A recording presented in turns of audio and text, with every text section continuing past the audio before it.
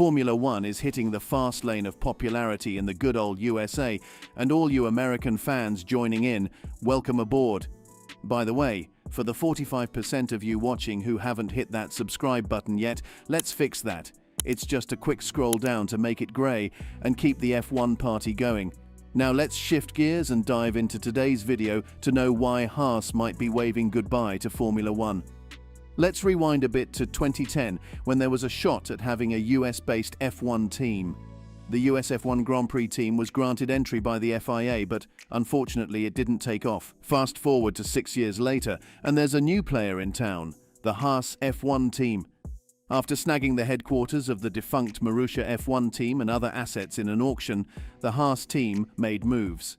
With Dallara and Ferrari in their corner, they secured a chassis and engine. Who orchestrated this? Well, believe it or not, the man behind it is the Italian with a colourful vocabulary, Gunther Steiner. Yes, he's Italian. Check it out. In 2016, the Haas F1 team joined the Formula One grid, and things kicked off on a high note. Romain Grosjean and Esteban Gutierrez showcased a strong start. Grosjean even scored 6th and 5th place in the team's first 2 races. Then, in 2017, Kevin Magnussen joined from Renault, adding more firepower. The team managed a 5th place in the constructor standings in 2018, showing loads of potential. In 2019, Kevin Magnussen reportedly turned down an offer from Toro Rosso, opting to stay with Haas. Back in 2018, Red Bull's Pierre Gasly moved up, leading to 2 vacant seats at Toro Rosso. Although Alexander Albon and Daniil Kvyat secured those spots, it's interesting to note that Magnussen seemed to be Red Bull's top choice. Hindsight suggests Magnussen may have missed an opportunity. Still, back then, Haas had just clinched 5th in the Constructors' Championship, with Magnussen achieving commendable results in the 2018 season compared to Toro Rosso's 9th place finish. 2021 reality check for Haas, rookies in, challenges ahead. Fast forward to 2021, and the tables have turned for Haas. Currently struggling, they've labelled this season as a write-off, fielding 2 rookie drivers. From a public relations standpoint, it's been a bit of a spectacle. Looking ahead to 2022 and beyond, it seems almost certain that Haas might not be a part of the F1 scene anymore. Sure, it's easy to criticize Haas's decision to team up with Rich Energy for the 2019 season, especially with the benefit of hindsight. Williams had the chance, but wisely steered clear, seeing the red flags. The 2019 Williams car, adorned with the Rich Energy logo, became infamous. Unfortunately, Haas wasn't as cautious, and the consequences were staggering. Rich Energy's bank balance went from 103 in 2016 to a whopping 581 pounds in 2017, hardly the figures you'd expect from a leading energy drink company. After Haas's stellar 2018 season, 2019 became a PR and financial disaster, with people not even getting paid. The Rich Energy drama signaled the start of Haas's woes, plummeting from 5th to 9th in the 2019 Constructors' Championship. The decline continued with only 7-point scoring finishes that year, and no improvement in 2020. Grosjean and Magnussen voiced dissatisfaction, compounded by the Ferrari engine nerf, pushing Haas and Alfa Romeo toward the bottom. The overdue decision to change drivers for 2021 addressed on-track clashes. Rookies, including F2 champion Mick Schumacher, replaced the previous duo, marking a notable shift for the struggling team. Haas F1 team's strategic shift. Nikita Mazepin securing the 5th place seat at Haas signals a clear intent from the team. Haas seems to have shifted their focus, essentially treating the 2021 season as an extended testing session for both Mazepin and Mick Schumacher. Considering the upcoming overhaul in 2022, where everything is set to change, it makes sense for Haas to prioritize giving their drivers valuable mileage over trying to fix the current car. While the decision might make sense from a business perspective, some argue that retaining Kevin Magnussen alongside Mick Schumacher would have been an ideal blend. Magnussen brings a wealth of experience and still has much to offer in motorsports, while Schumacher, an F2 champion, is a highly talented young driver. This combination could have provided a balanced approach for Haas. The reality is that paid drivers have always existed in Formula One. Whether it's financial support from sponsors, teams, or wealthy family members, drivers often need outside backing to reach F1. When Nikita Mazepin joined the team, it was evident that his billionaire father, Dmitry Mazepin, played a significant role. While wealth in F1 is a controversial topic, it's a reality, and many drivers, including Lance Stroll and Nicholas Latifi, come from financially supported backgrounds. However, controversy surrounds Mazepin not just for his financial background but also for his inappropriate actions, notably a video incident from the previous year. The off-track behavior added to a growing list of concerns about Mazepin's conduct, both on and off the track. The announcement of Uralkali, Dmitry Mazepin's big oil brand, as the title sponsor for Haas in the 2021 season further solidified Nikita's position. It underlines the intertwining of financial backing and driving opportunities in F1.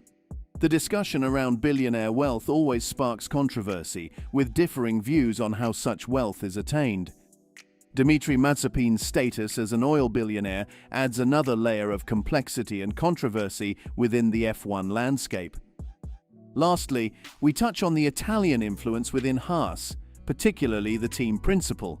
Despite not sounding distinctly Italian, the individual plays a pivotal role in the team's dynamics and decisions. Team principal's role: Steiner's leadership challenges. While Günther Steiner, as the team principal, deserves credit for Haas's initial success, the last 2 years haven't been up to par.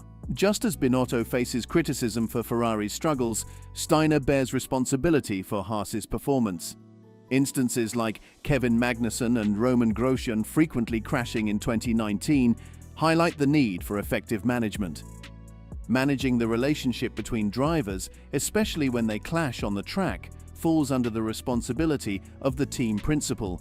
The 2019 situation, where Magnussen and Grosjean had frequent on-track collisions, was less than ideal. While drivers bear personal responsibility, the team principal must ensure a healthy team dynamic.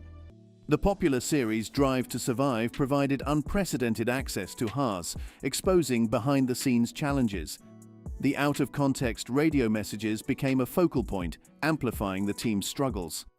The heightened visibility, while entertaining for viewers, may not have been the best timing for Haas, given their performance downturn. Gene Haas, the man behind Haas, has a successful background in motorsport, owning Haas Automation and previously starting a NASCAR team.